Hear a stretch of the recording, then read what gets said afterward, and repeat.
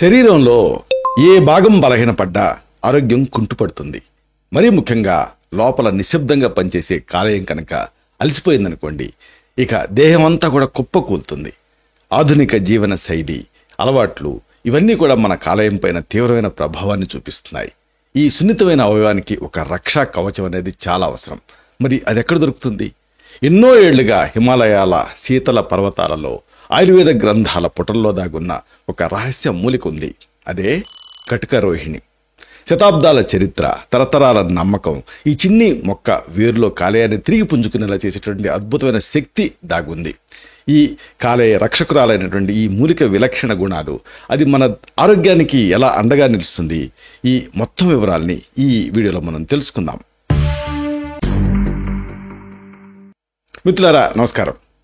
నేను మీ డాక్టర్ చిరుమామిళ్ళ మురళీ మనోహర్. ఈ వీడియోలో చాలా ముఖ్యమైన విషయాన్ని మనం తెలుసుకోబోతున్నాం. ఇది అందరికీ అవసరమైన విషయం. కటికరోహిణి మీ కాలేయానికి ఒక ఆయుర్వేద రక్షా కవచం. దీని గురించి తెలుసుకుందాం. చూడండి, ఇక్కడ ఆరోగ్యమే మహాభాగ్యం అని అంటారు. మన ప్రాచీన వైద్య విధానమైన ఆయుర్వేదం ఎన్నో అద్భుతమైన మూలికల్ని మనకు అందించింది. వాటిల్లో ఈ కటికరోహిణి అనేది ఒకటి. ఇది మీ కాలేయాన్ని సంరక్షించడానికి ఒక ప్రత్యేకమైన వరం లాంటిది. దెబ్బతిన్న కాలేయపు కణాలని పునరుద్ధరించడానికి ఇది చాలా బాగా పనిచేస్తుంది. కటికరోహిణి మొక్క ఎలా ఉంటుంది, దాని ఔషధ ఉపయోగాలు ఏమిటి, ఇవన్నీ కూడా మనం వివరంగా తెలుసుకోబోతున్నాం. వీటిని ఇన్ డెప్త్ మనం చూద్దాం. సరే, మరి కటికరోహిణి అంటున్నాం కదా, దీని ఔషధ ప్రయోజనాలు ఏమిటి, ఇది ముందు తెలుసుకోవాలి. కటికరోహిణి అనేక ఔషధ గుణాలని కలిగి ఉంటుంది. ముఖ్యంగా కాలేయ సంబంధిత సమస్యలకి, గుండె జబ్బులకి, ఇంకా నడుము నొప్పికి, వీటన్నిటికీ ఇది రిలీఫ్నిస్తుంది. కటికరోహిణి ప్రధానంగా కొన్ని ప్రత్యేకమైనటువంటి ఆరోగ్య సమస్యలలో ఒక ఔషధం కింద ఉపయోగపడుతుంది. వీటిని వరుసగా తెలుసుకుందాం. ముందుగా చెప్పుకోవాల్సింది కామెర్ల గురించి. జాండిస్. కామెర్లు అంటే మీ చర్మం, మీ కళ్ళు ఇవన్నీ పసుపు రంగులోకి మారటం. ఇది మెడికల్గా. మీ మూత్రం కూడా పసుపు రంగులో వస్తుంది ఈ కామెర్లు ఉన్నప్పుడు. దీంతో పాటుగా వికారం, వాంతులు, అలసట, కడుపు నొప్పి ఇలాంటి లక్షణాలు కూడా ఉండొచ్చు. మీ కాలేయం సరిగ్గా పని చేయనప్పుడు ఈ జాండిస్ అనే సమస్య వస్తుంది. ఇది ఒక తీవ్రమైన ఒక ఆరోగ్య సమస్య. అయితే ఎందుకు వస్తుంది అని కనుక ఆలోచిస్తే, కామెర్లు రావడానికి చాలా కారణాలు ఉంటాయి నిజానికి. అయితే హెపటైటిస్ తాలూకు ఆ వైరల్ ఇన్ఫెక్షన్స్ ముఖ్యమైనవి. ఎక్కువగా ఆల్కహాల్ తీసుకోవటం, కొన్ని రకాల మందుల్ని యథేచ్ఛగా వాడటం, పిత్తాశయంలో రాళ్ళు తయారవటం, కాలేయపు క్యాన్సర్లు ఇలాంటివి కూడా ఈ కామెర్కి కారణం కింద ఉంటూ ఉంటాయి. అయితే మరి కటికరోహిణి ఎలా పనిచేస్తుంది? కటికరోహిణి కాలేయాన్ని రక్షించేటటువంటి, కాలేయాన్ని బలపరిచేటటువంటి ఒక అద్భుతమైన మూలిక. ఇది మీ కాలేయపు కణాలని తిరిగి ఉత్పత్తి చేస్తుంది, రీజువనేట్ చేస్తుంది. అలా చేయడానికి సహాయపడుతుంది. అంతేకాదు, ఇది మీ కాలేయం తాలూకు ఆ పనితీరుని కూడా మెరుగుపరుస్తుంది. పిత్తరసం ఉత్పత్తిని క్రమబద్ధీకరిస్తుంది. కామెర్ల తాలూకు లక్షణాలని ఈ కటికరోహిణి తగ్గిస్తుంది. మరి దీని మోతాదు, వాడకం ఏమిటి, ఇది తెలుసుకోవాలి. కటికరోహిణి వేరు పొడిని, ఇది మీకు పచారీ కొట్లో దొరుకుతుంది. దీన్ని తెచ్చుకొని ఈ వేరు పొడిని 2 గ్రాముల మోతాదుగా తీసుకోవాలి. దీన్ని తేనెతో కానీ లేకపోతే నీళ్లతో కానీ రోజుకి 2 సార్లు తీసుకుంటూ ఉండాలి. ఎక్కువ మోతాదులో మళ్ళీ తీసుకున్నారనుకోండి, విరేచనాలు అయ్యే అవకాశం ఉంటుంది. కాబట్టి ఆ వైద్య సలహా మేరకు మాత్రమే ఆ మోతాదుని నిర్ణయించుకొని తీసుకోవాల్సి ఉంటుంది. అనుభవజ్ఞులైనటువంటి ఆయుర్వేద వైద్యులు దీని కాంబినేషన్స్ కూడా ఇస్తూ ఉంటారు. ఉదాహరణకు కటికరోహిణి, అతిమధురం, శొంఠి వీటిని సమానంగా కలిపి పొడి చేసి కామెర్ల ట్రీట్మెంట్కి వాడుతూ ఉంటారు. మంచి రిజల్ట్ ఉంటుంది. ఇక తర్వాత మనం చెప్పుకోవాల్సింది గుండె జబ్బుల గురించి. Heart diseases. గుండె జబ్బులు ఉన్నప్పుడు ఆ రకాన్ని బట్టి వేరువేరు లక్షణాలు మేనిఫెస్ట్ అవుతూ ఉంటాయి. ప్రధానంగా ఛాతి నొప్పి, శ్వాస తీసుకోవటంలో ఇబ్బంది, అలసట, కాళ్ల వాపు, గుండె దడ, కళ్ళు తిరగటం ఇలాంటివి గుండె జబ్బు తాలూకు సామాన్య ప్రధాన లక్షణాలు. గుండె జబ్బులు నిజానికి ప్రాణాంతకం అయ్యేటటువంటి రిస్క్ ఉంటుంది కాబట్టి జాగ్రత్తగా ఉండాలి. ప్రధానంగా కారణాల మీద దృష్టి పెట్టాలి. అధిక రక్తపోటు, అలాగే అధిక కొలెస్ట్రాల్, స్మోకింగ్, డయాబెటీస్ మధుమేహం, అలాగే ఊబకాయం, స్థూలకాయం, వంశపారపర్యత, వయస్సు పెరగటం, అలాగే వ్యాయామం లేకపోవటం ఇలాంటి అనేక కారణాల వల్ల ఈ గుండె జబ్బులు వస్తూ ఉంటాయి. మరి ఈ కటికరోహిణి ఎలా పనిచేస్తుంది? ఆయుర్వేద వైద్య శాస్త్రంలో గుండె జబ్బుల కోసం కటికరోహిణిని అతి మధురంతో కలిపి తీసుకోవటం అనేది ఆనవాయితీ. కటికరోహిణి మీ గుండె కండరాల్ని బలపరుస్తుంది, అలాగే రక్త ప్రెషర్ని మెరుగుపరచడానికి సహాయపడుతుంది. అంతేకాదు, ఇది మీ శరీరంలో కొలెస్ట్రాల్ స్థాయిని తగ్గించడానికి కూడా ఉపయోగపడుతుంది. దీంతో గుండె జబ్బులు వచ్చే ప్రమాదాన్ని ఇది తగ్గిస్తుంది. మరి దీని మోతాదు, వాడకం ఏమిటి, ఇది తెలుసుకోవాలి.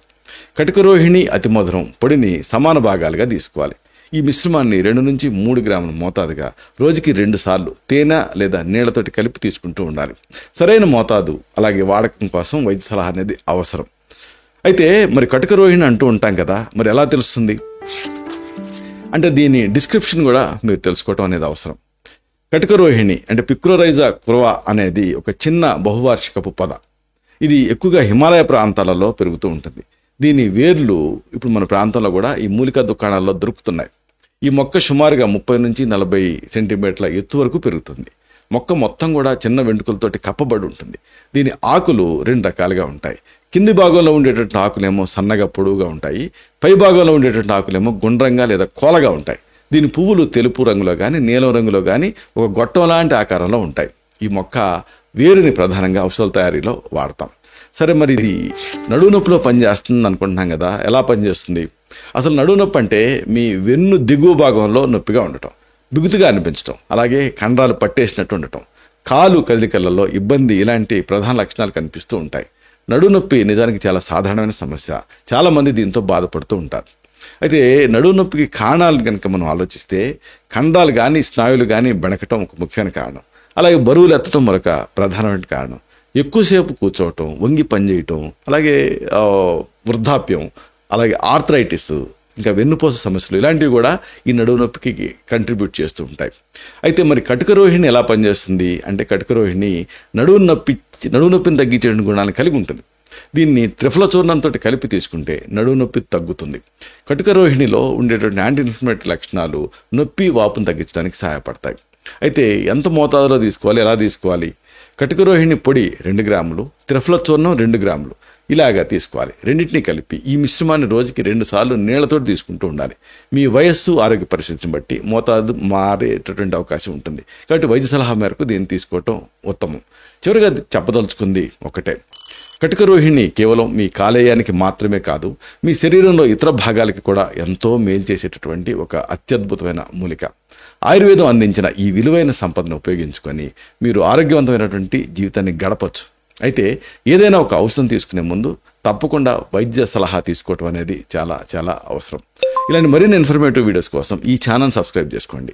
అలాగే ఈ వీడియోలు అప్లోడ్ అవడంతోనే ఆ విషయం మీకు తెలియాలనుకుంటే బెల్ బటన్ క్లిక్ చేయండి. అప్పుడు మీకు ఒక నోటిఫికేషన్ వస్తుంది. ఆ నోటిఫికేషన్ మీరు క్లిక్ చేస్తే ఆ వీడియోని మిస్ కాకుండా చూడగలుగుతారు.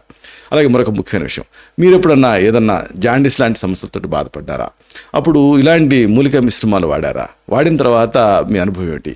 ఇలాంటి మీ ఎక్స్పీరియన్సెస్ని కామెంట్ సెక్షన్లో పోస్ట్ చేయండి. అప్పుడు ఇది మరింత ఎక్కువ మందికి, మన తోటి సబ్స్క్రైబర్స్కి ఉపయోగపడుతుంది. శతం జీవ శరదో వర్ధమానః, శతం హేమంతాన్ శత వసంతాన్. 100 శరత్తులు, 100 హేమంతాలు, 100 వసంతాలు వర్ధిల్లుతూ జీవించండి. Stay healthy, stay happy, be positive, keep smiling. Love you all. శుభం.